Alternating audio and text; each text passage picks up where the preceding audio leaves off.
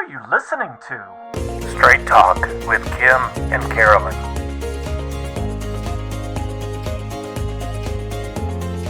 Welcome to Straight Talk with Kim and Carolyn. We're going to be talking legislative outcomes as we've covered the legislative session over the last 6 or 7 weeks. It's time to circle back and see what worked, what didn't, wins and losses, some real big disappointments. I think I wanted to bring up a couple days after the legislative session ended. Speaker Wilson, Brad Wilson, wrote this article. I didn't realize it was him at first. So I'm reading all these glowing things that the legislature did and all the pats on the back. And then I get to the end and I see, okay, this was written by the Speaker of the House. If he does say so himself, it was a great, successful session. But I thought this one is marked far more by what didn't happen than what did. But can I say one thing in his defense? When you are a Republican, you really do have to write your own news.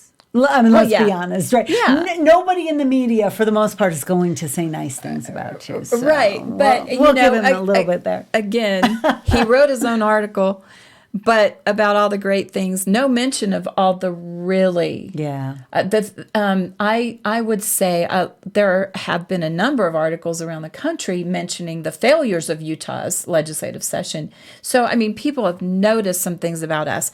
We had some things that were so incredibly popular and supported by the people that were very far and away populist in that everybody supports us, both sides of the aisle. Yeah. But even more among Republicans. So to have a supermajority of Republicans not be able to protect women in sports.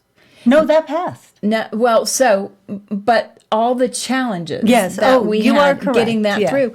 And so the that at the you last knew 'cause minute you were there. Yeah, so we're all on pins and needles in the last hour of the session, and there was a pretty radical, I shouldn't say radical, but a big sub that I thought was the right sub. It was the right sub. Right. And so there had been kind of a compromise, creating a commission that would be an appointed commission that would then sort of judge factors on whether a student could participate in sports. Yeah.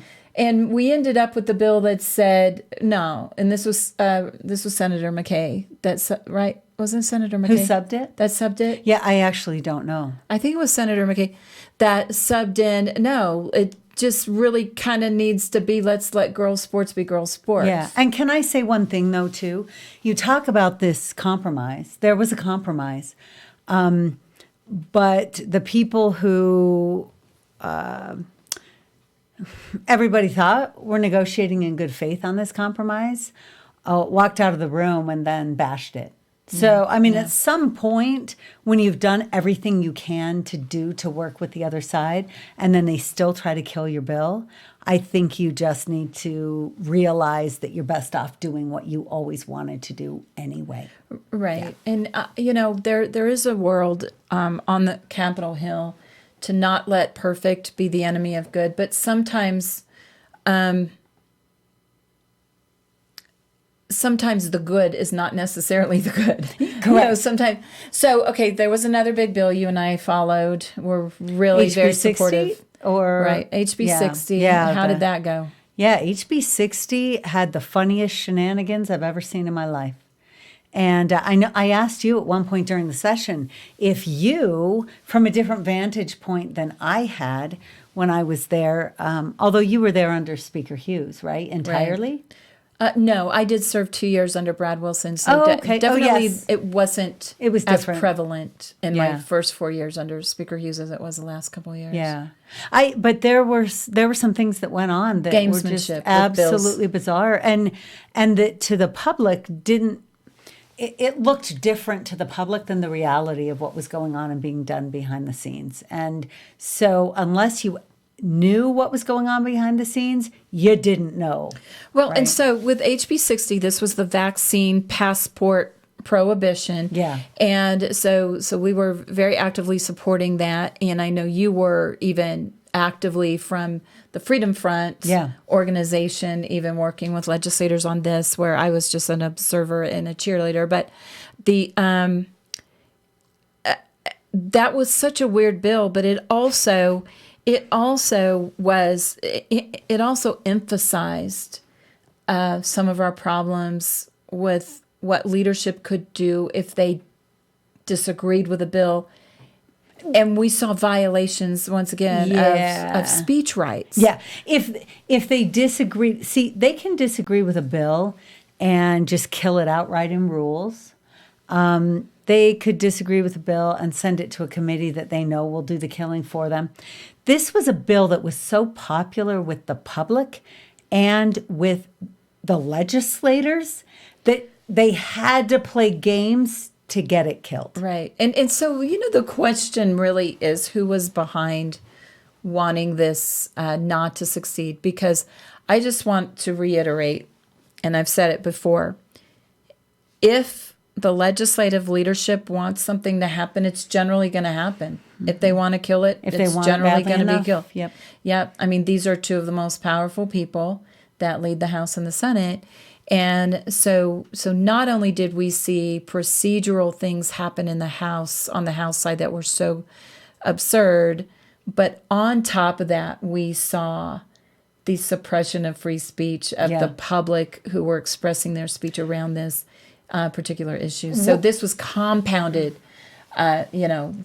Yes, because we wouldn't want the public acting up and getting the message out there that they support this bill that we're going to kill. And we know we're going to kill it, right? But I will say, too, I don't know if you saw it. We both left at about 11:30 that night. And the session ended at midnight. And there is, at the very end of the night, Senator Cullimore was so frustrated in the Senate because the bill died in the Senate, but it can't be lifted out for a vote, or traditionally, historic tradition has been that it's not lifted unless the House allows it to be lifted. This is still HB 60? Still HB 60. Okay. And so the Senate did not vote on it. They wanted it lifted, and they were told they better not.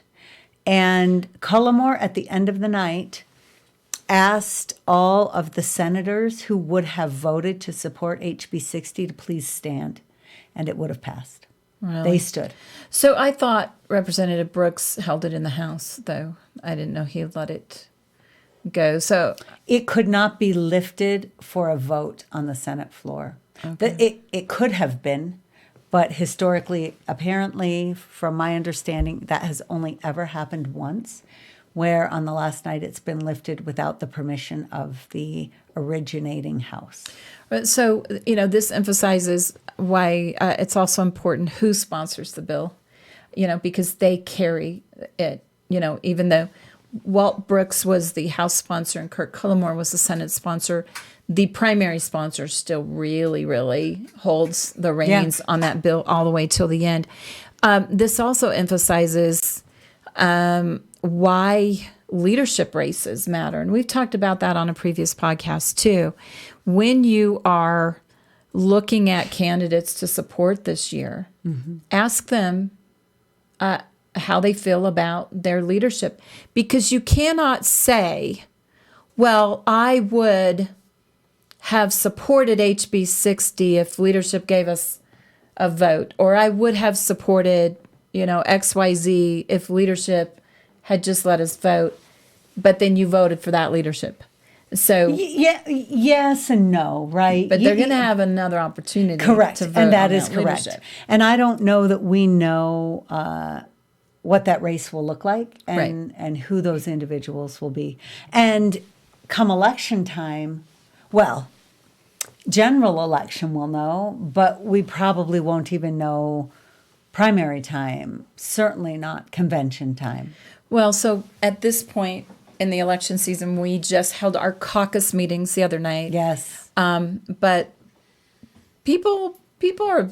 They're talking. They're already talking. They know if they're, if people are elected, then, they're going to be instantly campaigning for leadership races. So what other bills? There was Hope Scholarship. What can you say about the Hope Scholarship?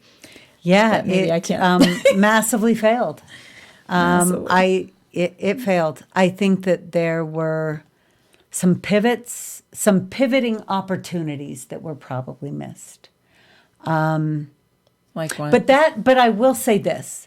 That's a bill that I peripherally was watching just because I care about choice in education, but not one that I was working on or paying attention to really closely because it didn't involve my job, which is why I was there. So, there were some opportunities where when it became obvious that it was likely not going to pass, and you had both liberals and conservatives turning against it, there were some changes that could have been made. There were additional opportunities that could have been placed in other bills that were being considered that could have expanded other opportunities, and that one could have been abandoned, which the writing was on the wall for that one pretty early. And I think that is one for analysis, because it was our state, the general public supported expanded choice so overwhelmingly. So, I mean, so strongly. In really significant numbers this year. Yes, in the 70s for ed choice. Again, ed choice had us at 77% among parents, 76% among the general population. A local poll was done. Dan Jones had it in the high 60s. Yes. And so for a year that had absolutely remarkable, unprecedented support for school choice, we didn't really get it. No. and that seems like there was some maybe tone deafness. And, you have legislators who are up there during that 6-week period working furiously. And I've said this as somebody who's worked for elected officials, they only know what they know. Yeah. They know what people bring to them, because even though they're hearing from constituents, they're in a bubble compared to people like us who are walking the halls. Right. And it can be, it can be very tunnel vision for a while. But, so the question, is frequently, was the timing wrong? Well, we know the timing was better than it's ever been. Yeah. So, was it the policy? Was it the vehicle? Was it that a narrative was created that took on a life of its own? Yeah. Was it purely opposition among the education establishment? But as you've noted, that even longtime choice supporters flip. So, that's something to armchair quarterback after the fact, do some real serious analysis on that. And what does it really portend for future efforts at expanded choice that has not gone away? People still want expanded choice. They do, and they need it. They need right? it. They need it. Well, and we just had a podcast, the previous one to this, gave just one more glaring reason why parents may want choice. And there's nobody holding anyone's feet to the fire as far as parents are concerned. There's an accountability problem. So what any things that you want to just hit on really quickly as wins or losses this past session? We did follow ESG. Yeah. And that was not successful, but that was likely that it was a first draft policy attempt, maybe didn't quite hit the mark on what the policy should be. But that's the kind of thing that does get worked on during before the next session, during the interim, it's called. So during the intervening year, I imagine the sponsor, Cheryl Acton, will work on that again and try to hit the right marks on that. And I am actually working with a group to be helpful on that as well. That's we need to protect our ability to engage in commerce and financial services. I think FOSMU has a comment. And federalism. I was just going to mention my rock star representative, Candace Perucci. Yes. And her Confucius Institute bill was successful. Great. Confucius Institute. For the life of me, I don't understand why we didn't get a hold of this earlier and why we have. I know. why Higher Education Appropriations Committee has just continued to fund universities that take this money and do things like that. And can I remind our audience, for those who missed it or have forgotten, that we had a previous podcast. It was with Representative Brady Brammer, right? Where he mentioned that there is a university president in the state who would has in their office a picture of Chairman Xi of China, and occasionally displays it when certain visitors come because China gives so much money to that Utah state-funded university to do their bidding. And so I did ask if there had been a photograph or a picture of President Trump, and apparently no. But we do have one of Chairman Xi. Or maybe Biden now. Who knows? Oh, well, this was when in President the past. Trump was. Yeah. So here's the thing. Really, our founders, both our state and national founders, recognized the ultimate check and balance in between these branches is the purse strings. That the legislature holds the purse strings. So there actually is a Higher Education Appropriations Committee that decides what money goes to these universities and why we have not exercised purse strings when these universities violate free speech, violate due process, have this frequently anti-American bent, and they're our Confucius friends, Kim. Institutes. They are our friends. Our friends. Who's our friend? Oh, jeez. Higher ed. Yeah, higher ed. And I have nothing against higher ed. There's just a level of responsibility that ought to accompany the money. Yeah. There is a responsibility of this legislature to hold the purse strings. Correct. And Georgia was really good a couple years ago. Georgia's legislature said, if you're going to keep violating student rights and not give them rights to due process when they're accused of things on campus, then you're not getting money from us.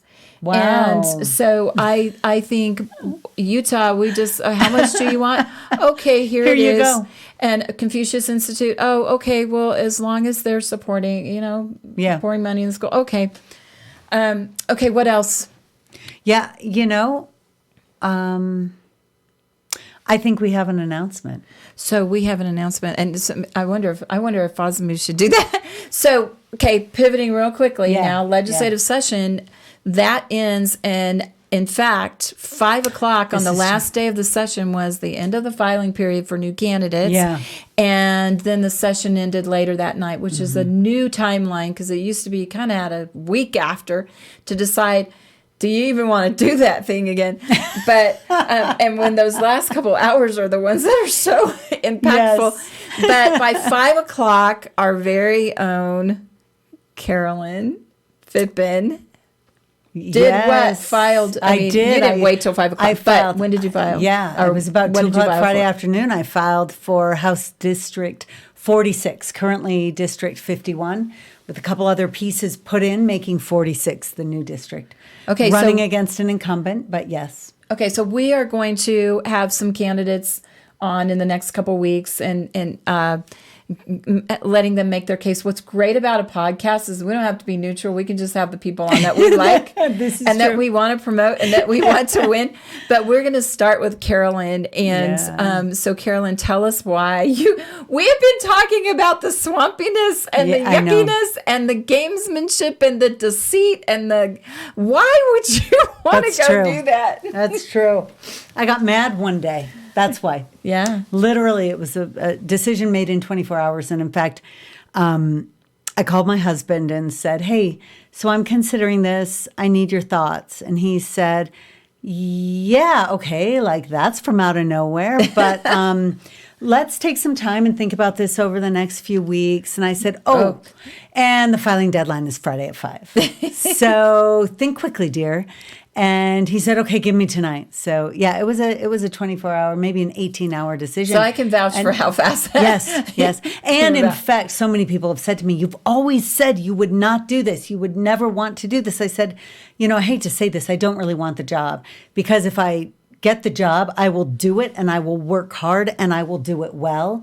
I would prefer to do what I'm doing, but and I'll still have my job. But I think that there's a point in time where we just need to do things that really aren't top on our list, that aren't the things we want to do, but the things that we feel compelled to do and that we need to do. Well, and as we have done this podcast over the last couple of weeks and understanding how things work up there and how they don't. And so I support you Yes, thank for you. a number of reasons. First of all, you're going to vote the right way. Yeah.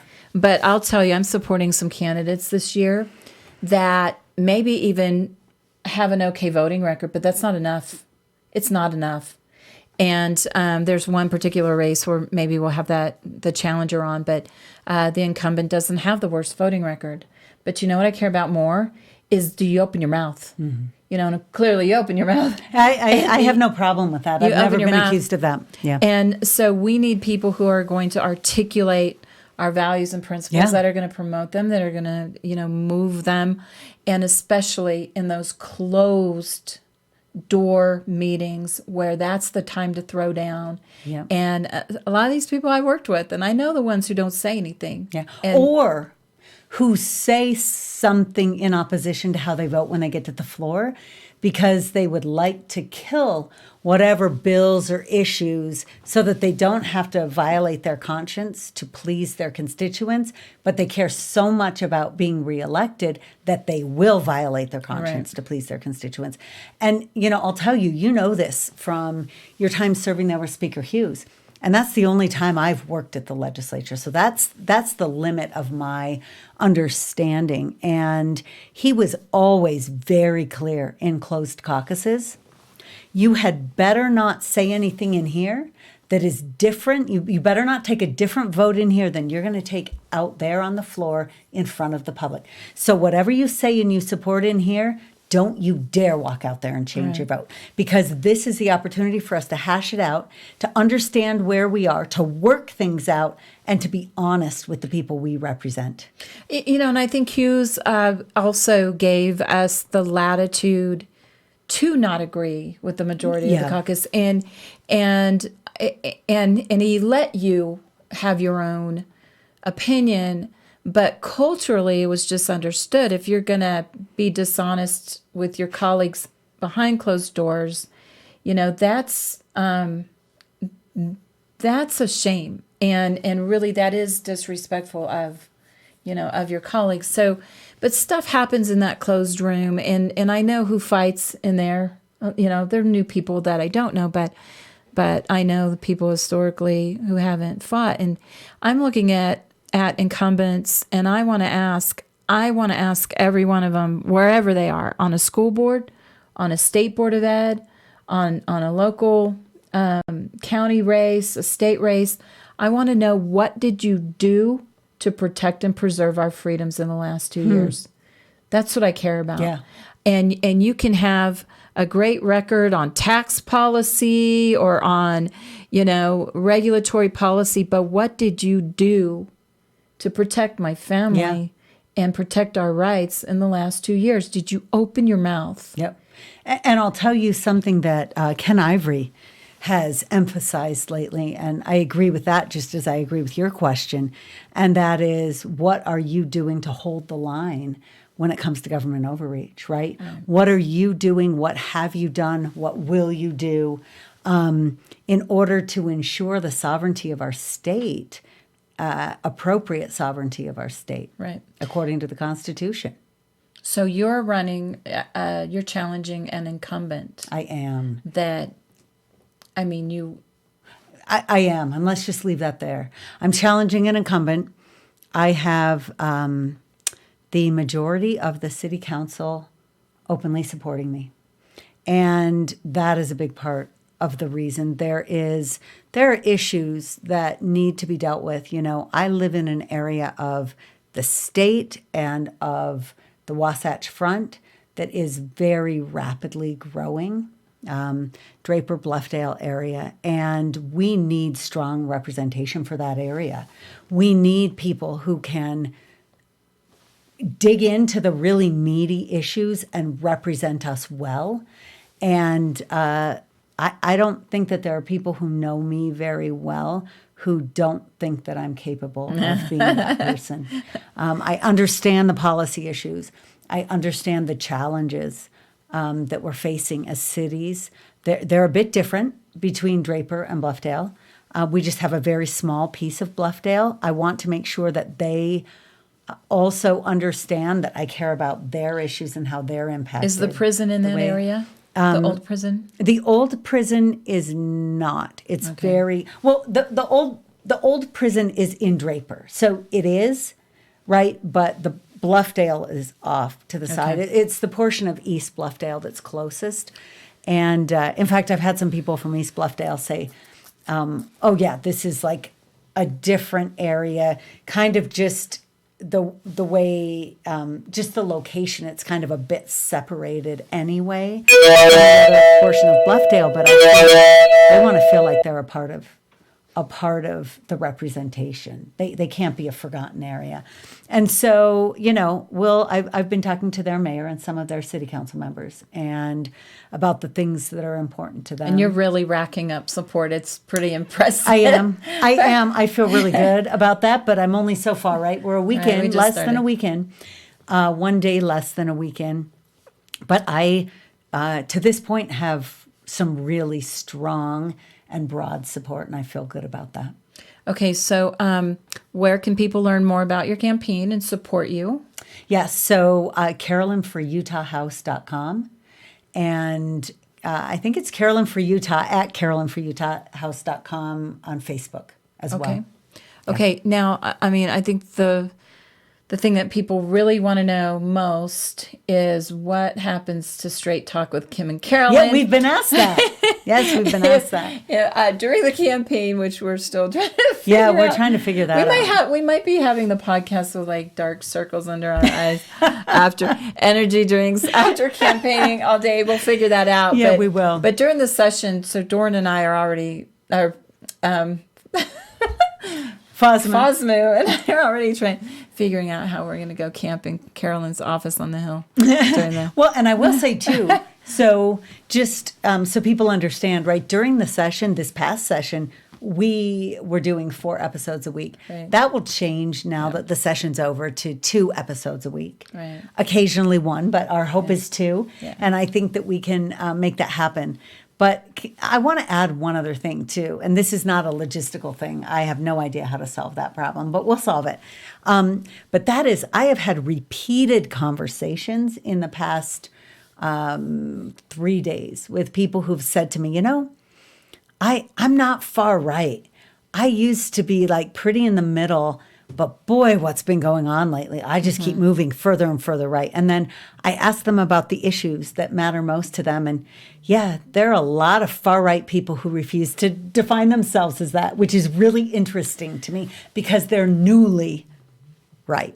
Well, and they may not be, to your previous point, they may not be far right. They may be straight platform Republican and a constitutional correct. observer. Yes, and, yes, correct. But the media and present culture wants to define anything conservative or based on our platform as far right. Like it's a far right wing thing to support pro-life and be anti-abortion. Yes. Ever since they changed our culture and killed millions of babies. Yes. Tens of millions. So things like that. I don't know. The Utah Foundation did an article November last, and they observed that there is a growing division between Democrats and Republicans, but the Republicans have not moved. And I thought that was interesting to come from the Utah Foundation. Correct, because they are no conservative Right. activist organization. And I think they identified that about 15% of the state were Democrat, a whole lot of independents, but that independents tend to still lean conservative. And but that the Republicans haven't really moved a lot on their platform and their ideology. But the divide is growing because the left goes further left. Yeah. We've been pretty stationary. Pretty stationary over the decades. But they'll still call us far right wing. Correct. And, like the principal that we talked to with the that's Copper exactly Hill right. student that, That's exactly right. TPUSA to be pro-capitalist, pro-American is far right, radical And right. isn't that just absolutely scary? Yeah, that's Yeah, scary. But that's crazy. yeah, and you're right in that there are times we should adopt their language to illustrate foolishness. There are other times we should not adopt their language, and that's I've thought about that. That we need to reject that false language. That's right. Around right and far right. Yeah. That's right. So, Carolyn Vidman. Yeah. Running Carolyn for Utah Pittman, House of Utah House Representatives. 46. Yes, sorry. Yeah. So, if you want to support Carolyn, tell us again. CarolynForUtahHouse.com. All righty. Yes. Come, follow, donate, find me on Facebook. That's right. And we'll keep this up here. Next time, we're going to start, we're going to bring a couple more candidates on, and we're going to talk about party rating. Yes. So that's a very interesting topic, and it is alive and well in Utah. So you're going to want to tune in next time, too, for that. Yeah. Anything else? So, no, I think that's it. Thank you for joining us on Straight Talk with Kim and Carolyn. Please look for us anywhere you find your podcasts, on Facebook, on YouTube as well. And follow us, like us, share us, and we will see you next time. Fosmu, thank you. We love you.